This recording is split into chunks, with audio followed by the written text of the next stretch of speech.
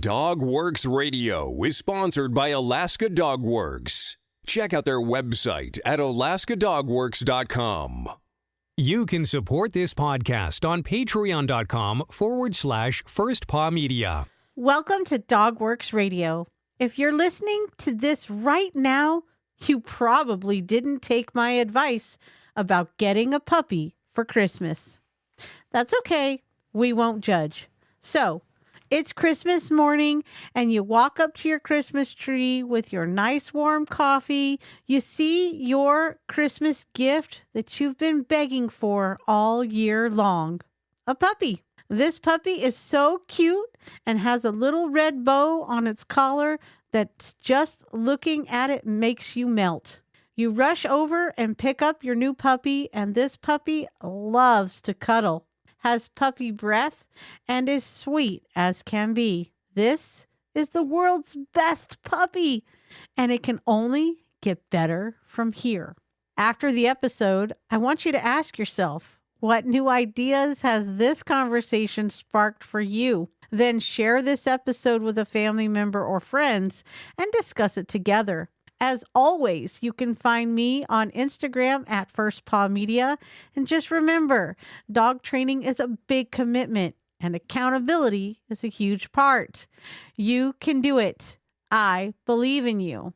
And one little caveat, if you did just get a puppy for Christmas and this is your first time ever listening to Dog Works Radio, welcome. You've got a lot to learn.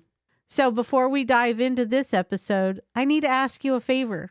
If you've been listening to Dog Works Radio for a while now, say 3 or more episodes, and you like what you hear, would you consider leaving us a 5-star review? Something simple, 2 or 3 sentences max, is perfect for telling the world about what you like about this podcast and what you have learned and why you are a rabid listener. This helps us tremendously. Just scroll down in your favorite podcast player and click the leave a review button. Super simple.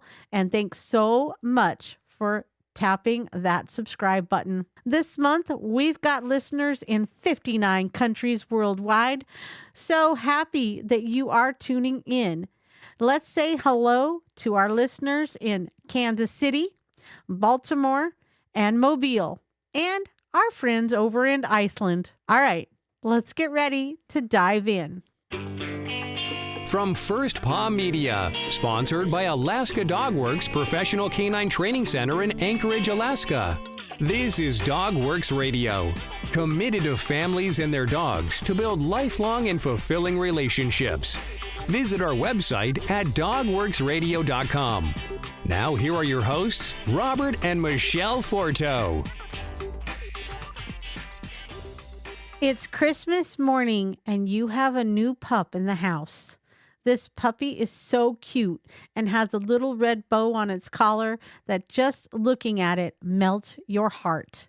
You rush over and pick up your new puppy, and this puppy loves to cuddle, has puppy breath, and is sweet as can be.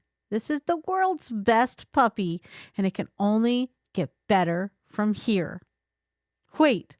What if now we have more traveling, planning for New Year's, and lots of people to host? Maybe you should rethink those plans. This may be your first puppy, or it's been a while since you've had a puppy. So now that you've gotten your puppy, now what to do?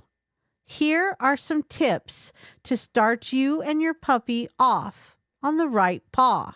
Take your puppy to see the vet. It is always a good idea to have your puppy examined by a veterinarian to make sure the puppy is in good health and let you know if there are any concerning issues with your puppy you may need to worry about. Your veterinarian can also test your puppy for any intestinal parasites, which many puppies are prone to having, and treat your puppy for parasites as needed. Intestinal parasites are zoonotic, meaning that you can catch them as well as other animals that your puppy may be in contact with. So finding out sooner and treating sooner is not only healthier for you and the puppy, but it can save you some money in the long run when you don't have to treat other animals in the household.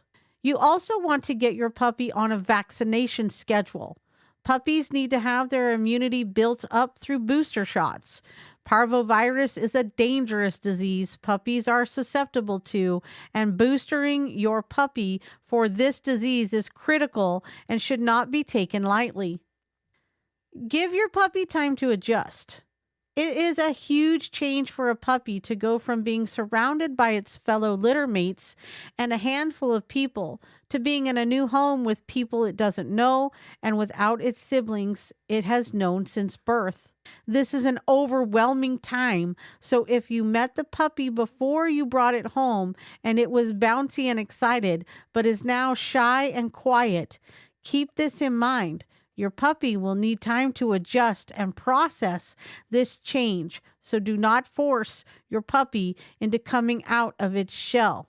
Let your puppy come out at its own pace and be supportive and encouraging as your puppy makes strides. Some puppies take more time to adjust than others. Some dogs may take an hour, while others may take days or even a couple of weeks. Again, give your puppy time to adjust. And remember, you guys, it's a chaotic day. It's Christmas morning. There's packages. There's rustling. There could be screaming adults and kids in delight over what they got for Christmas besides the puppy. Give that puppy plenty of time to rest. This is probably also not the best time to travel or board your dog. Adding more changes or stressors to your puppy by dropping your puppy off at a boarding facility with a bunch of loud dogs is probably not the best idea. If you must leave your puppy and you got your puppy from a breeder, see if the breeder will keep the puppy until the holidays are over so your puppy has less drastic changes to try to cope through. If you are having holiday parties with lots of people, keep your puppy in a quiet area so your puppy is not overwhelmed by all the commotion. You may certainly introduce your puppy to new people, but do 1 or 2 people at a time and take it slow. If your puppy seems scared or uncomfortable, end the interaction. Puppy-proof your house. Ideally, this will be done before you have gotten your puppy, but if it hasn't been, do so now. Lay flat on the ground and notice everything your puppy may have access to, especially any wires. If there are wires your puppy can potentially get to, figure out a way to cover them up. If you have a lot of wires you can't really cover up, consider getting a small PVC pipe and threading the wires through that so your puppy doesn't have access. If there are rooms your puppy isn't allowed in, keep those areas closed off. Are your shoes out? Those dangly laces are lots of fun for dogs to chew on and not so fun for owners. Keep your shoes locked away where your puppy can't get to them. If you have children, are all of their toys picked up? Children's toys can be a major choking hazard or foreign body waiting to happen, and your dog doesn't know that those aren't toys for dogs. To keep an eye on your puppy for potty training, do you have baby gates set up so your puppy can't wander off for accidents? Knowing where your puppy is and what it is doing always is the best way to prevent accidents. Do you have a cat? Does the puppy have access to the litter box or is it blocked off? Start good habits and create a routine from day 1. If you have a lab that you know is going to be a large dog and don't want jumping on people when it's over 50 pounds, don't let your puppy start jumping on you and other people. If you want a dog to walk nicely on the leash, start while it is still a puppy. If you want your dog to be potty trained, start while it is still a puppy. It is 100% easier to set a puppy up for success and train good habits than to try to correct problems later. Dogs also thrive on routines and patterns. If you set up consistent potty training schedules, feeding schedules, walking schedules, etc., your dog will know what to expect and the behavior will match accordingly. Find a good puppy class. A good puppy class is kind of like a behavioral vaccine or behavioral booster shot for your puppy.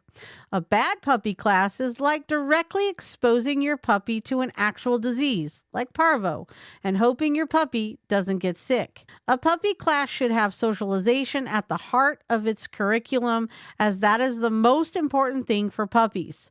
Also, make sure those trainers know what socialization is. If they play a game such as Pass the Puppy and force a scared puppy to interact with strangers, the trainer probably doesn't know what socialization is and is creating a recipe for a fearful or anxious adult dog in the future. A puppy class should require puppies to be updated on their booster shots. A puppy class should also teach a variety of things to teach puppies how to learn and problem solve. A puppy class should not be the same curriculum as their Manners 1, Obedience 1, or Level 1 classes, but with dogs instead of puppies. Puppies are at a different developmental level as adults, and classes should not be the same. If you go through a website and everything you see says the words alpha, dominance, or be the pack leader as how they train,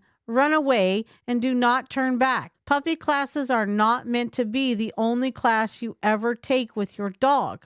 However, they are the one that is the most important. Lastly, have fun and enjoy your puppy. Build a good relationship with your puppy based on respect and trust. You have a living, breathing puppy, not a robot. Play with them. Be affectionate. Show you love your puppy. Yes, puppies are hard work, can be stressful, and sometimes make you wonder what on earth you were thinking. Puppies also melt your heart, are dependent on you, and just want to have a good time with you. Be patient and relax. Enjoy your puppy and start this year off with your puppy on a great path. Before we end the show, let's press pause for a sec. Maybe ask yourself, why did this resonate with me? What aspect of my relationship with my canine buddy could I apply this to? And what am I going to do differently this week to make my dog's training a little easier?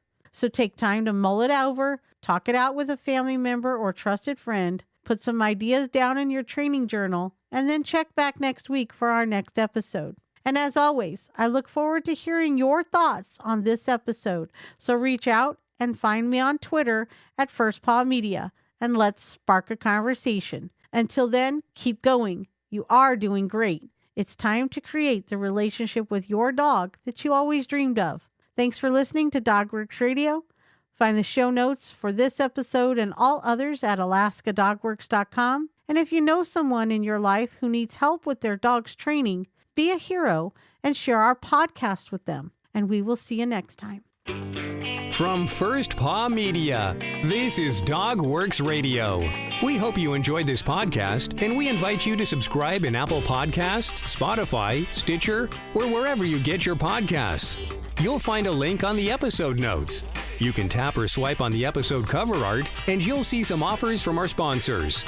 You can support our show by supporting them. If you like what you have heard, we would love it if you could give us a 5-star rating and tell your friends how to subscribe too. Your hosts are Robert and Michele Forto. Our producer is Robert Forto and created for First Paw Media. Did you know that Alaska Dog Works trains service dogs for those in need throughout North America? Each and every service dog that is trained through the Lead Dog Service Dog Program and Michele Forto and her team has an individual training plan. We train for autistic, mobility, psychiatric, and PTSD for our soldiers for service work. If you know of someone that may need a service dog, please take a moment and check out Alaska Dog Works on social media and at alaskadogworks.com.